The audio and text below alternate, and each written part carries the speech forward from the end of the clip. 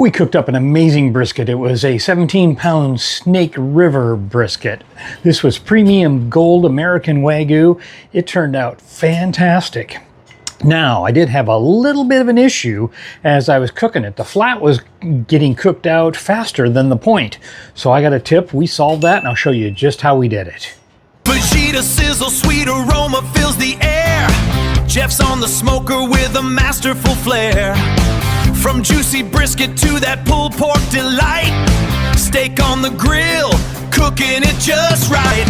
He's got the low and slow, got that secret touch. You're gonna love this flavor oh so much. So let's get this party started, y'all. BBQ Plus, yeah! BBQ Plus, woo! Okay, so we're gonna get started today cooking up this Snake River Farms 17-pound full brisket. So we're pretty excited about this. This is going to be a fun one to be able to do. That is just a big chunk of meat.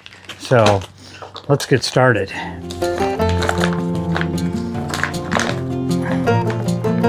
Great looking chunk of meat. And we're just going to start. It's nice and cold. It's been in the refrigerator. So we're just going to trim a lot of this fat off of here. I'm not going to bore you with a lot of the details about this because you can watch lots of brisket trimming videos. I don't claim that I have anything special that I do. Go watch some of the other ones.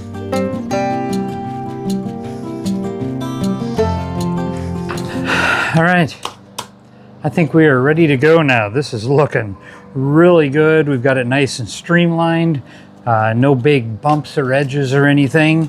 Only thing left now is to put a little bit of rub on this bad boy, and then we're going to put it in the Yoder 640 smoker. I'm going to set it to 150 degrees. So we're going to do a real low and slow overnight. I'm going to put this in about, it's about 5 o'clock now. I'm going to wait about a half hour or so. Give some time for that rub to kind of absorb in here, and then we're going to toss it in here. The next thing that we'll do is take a look at it real early tomorrow morning. Started out with 17 pounds. I'm guessing we probably have about 5 or so in here. I'll measure it and add that to right there. It'll tell you. That's all there is to it. Let's put a little bit of Jeff's Brisket Magic. This is one that I've been putting together.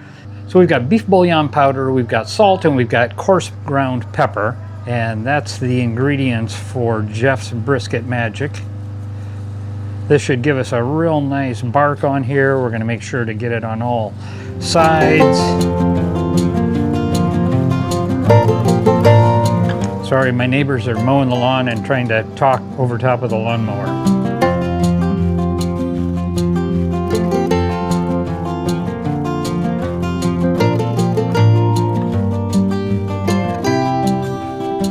I usually don't use any binders when I'm doing brisket because usually I've got enough moisture in the meat itself. I'm not worried about the rub not sticking to it. Okay, there we go, step one.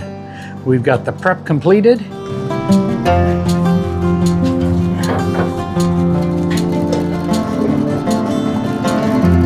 Looking good, we're getting some good smoke on there. This is about 2 hours in. We're running right around 150. Yeah, 149, pretty close. And this is on the Yoder 640. We are about 4 hours into our cook. We're at 150 degrees. Brisky's just hanging out here, getting nice and warm. Everything is looking good. We're going to put some probes inside there so we can take a look at the internal temperature. Looks like we're sitting at 101 degrees in the flat, 74 in the point. So we're going to leave those in overnight. Check the pellet situation. That looks pretty good, so we'll be good to go. Probably come out here and check at about 5 a.m. or so.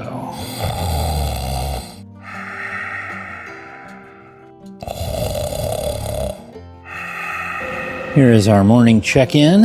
We are running the pit at 223 degrees right now, set to 225. We've got one probe that is running at 159, the other at 170. The 170 is over here in the flat, and the 159 is over here in the point.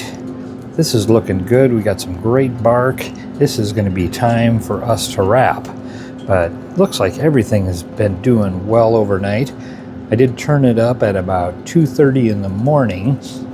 I wanted it to go up from the pit temperature of 150 to 225. So I think that has done us well. We're going to hit that stage right now with the stall. We're going to render out a lot. Let's make sure we've got a good supply of pellets. So that hopper's probably still got about 10 pounds of pellets in it. I think this holds about 20, which is usually a full bag. But I am pretty pleased at the color that we're developing, the bark on that, just looking fantastic. So I had a great night of sleep. It's a little bit cool this morning. There was frost outside, but I slept like a baby, and so did our brisket over here. I'm pretty excited. We've got some good bark that's developed on there. This next step is we're going to put it into butcher paper. We're going to add some tallow that I rendered out and keep in the refrigerator, and then wrap this back up, put some probes in, and cook it up until we hit about 200 degrees or so, maybe a little over 200, and it's probe tender. So we're probably going to crank this temperature up to about 275. We need to render out the rest of that brisket, and it's going to take some more energy to be able to do that. So without further ado, let's go. That looks really good. Oh, look at this. I don't know if you can see that, but look at the juices that are just running out of there already. There we go. That is one wonderful looking piece of meat. So adding a little bit more tallow in here.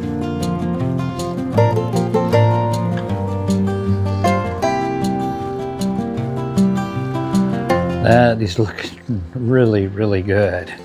Got to manage these juices so they don't run off the paper here.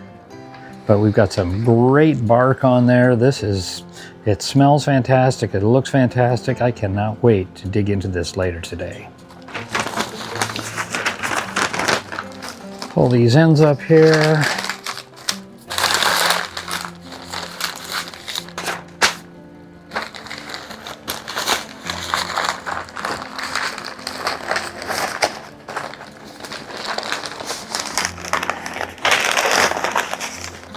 That is a nice, tidy little package.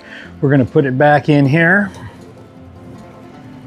I like to use butcher paper as opposed to aluminum foil, just because it does allow some breathing from that meat. So some of the steam can escape out of there. I think you tend to hold onto your bark a little bit better that way.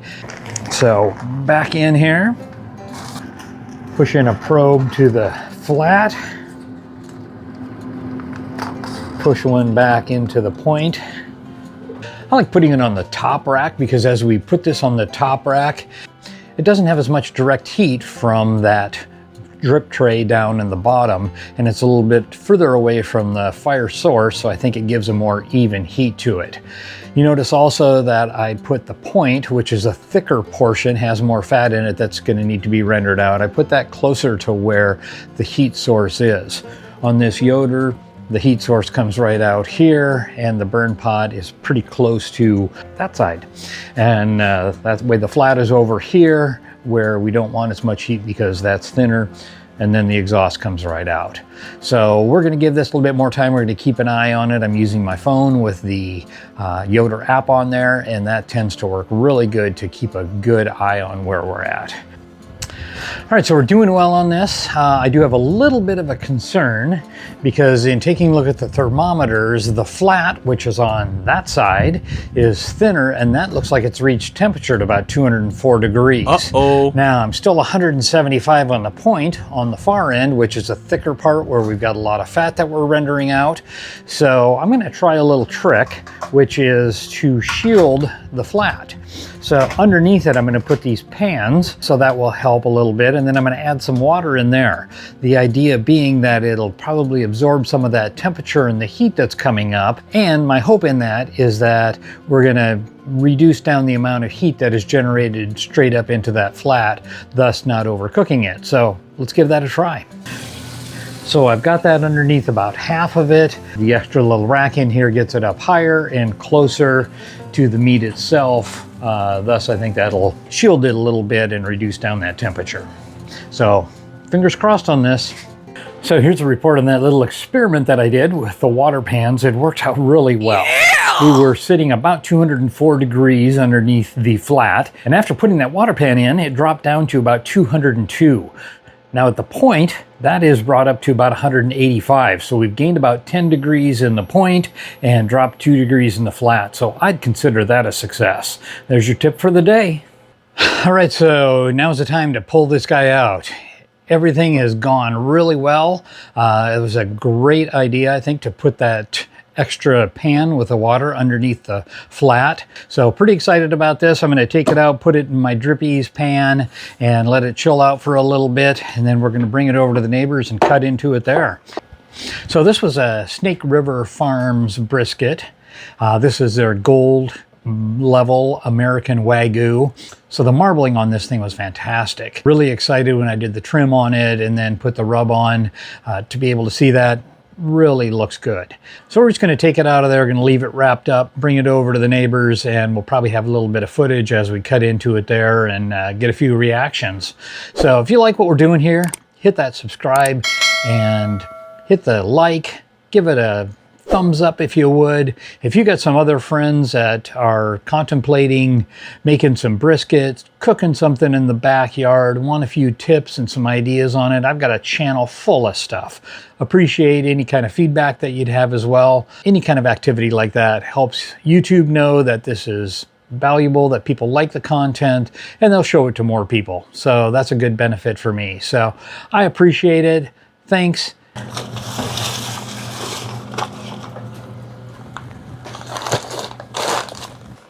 So there it is. That guy is in there, and we're going to just leave him to kind of mellow out and chill out until we bring it over to the neighbors. Okay, got it here for the whole gang to be able to enjoy. Wow. The barking dog in the background was pretty loud and a lot of chatter in there, so I opened this thing up and man, the juices just ran out of there. That was all that tallow, and it was really great. Okay, here we're going to go. So then we cut it in half, cut the flat apart from the point, and it was just like butter. It had a really nice jiggle to it, and separating that to take a look at the inside, oh my goodness, it just had juices running out of there. You can see that the fat in the middle of that point really rendered out nicely. So kind of has that honeycomb, what's left over, but not much fat left in there, just really rendered out. Then the next step was to take ye old trusty brisket knife and cut that into some nice slices. You can see that smoke ring turned out great also. It was really good. We were really excited about that. Had a lot of super flavor all the way through here. Cut some nice slices in here. This was a really big brisket, so we ended up cutting each one of those slices in half for serving sizes, but everybody was pretty darn excited to see this thing come out, and the smell just was wonderful in the room as well. Had some good bark on there, and I think that was due to a lot of good pepper in that Jeff's Brisket magic. Yeah, we were just pretty excited. The anticipation of getting into that was pretty high in the room. And then we cut some nice little burnt ends out of there. Had a taste of those. It was just melt in your mouth. That was just some fantastic tasting. The rub on there was great. Just good beefy taste to it all the way through. And yeah, just tender, juicy, flavorful. It was fantastic. Okay, what do we think about it? Best of the best. Best brisket I've ever had. Wow, and that's from a guy who eats a lot of brisket. That's correct. I eat a lot of brisket. All right, so just got back over from the neighbors, and everybody just loved that brisket. Everybody was just giving it a try. They loved the point where it just had more of that juiciness with more of the fat in it, and then the flat, which was just lean as well. They said that that had a better smoke ring to it and more smoky taste to it. The flavorful was really the point. I love the Snake River Farms brisket. So comments I heard from people, best brisket ever. Super tender, moist, love the seasoning on it. The rub, the smoke ring looked good in this. I would say 10 out of 10. I used the Jeff's Brisket Magic, which I'll add right in here. So my wife and I were just talking about this and just said, well, what if we bought fewer briskets per year, but bought the best quality like Snake River and did it a couple of times a year? Would that be a preference over just getting a bunch of briskets and doing quantity, but not really as good as what you would hope? And I think we decided that we'll probably do better quality less often. The other thing that was really good that I learned and put into place was to use this pan underneath the flat, because I didn't want the flat to overcook. But I had this rack, and the nice thing was I could put this rack right underneath, and the brisket was resting like right above it. So having that pan of water very close to it probably helped kind of steam it a little bit too, but it really helped me with the temperatures. So I didn't spike the temperatures and overcook that flat. So those are my tips for today. The best quality that you can get is really going to make a difference. And then also, if you find that flat is cooking a little bit faster than you want, add that water pan underneath there. So from Barbecue Plus, I hope you're going to cook something great in your backyard this weekend. And thanks for watching. Fajita sizzle, sweet aroma fills the air. Jeff's on the smoker with a masterful flair. From juicy brisket to that pulled pork delight. Steak on the grill, cooking it just right. He's got the low and slow, got that secret touch. You're gonna love this flavor oh so much. So let's get this party started, y'all. BBQ Plus, yeah! BBQ Plus. Woo!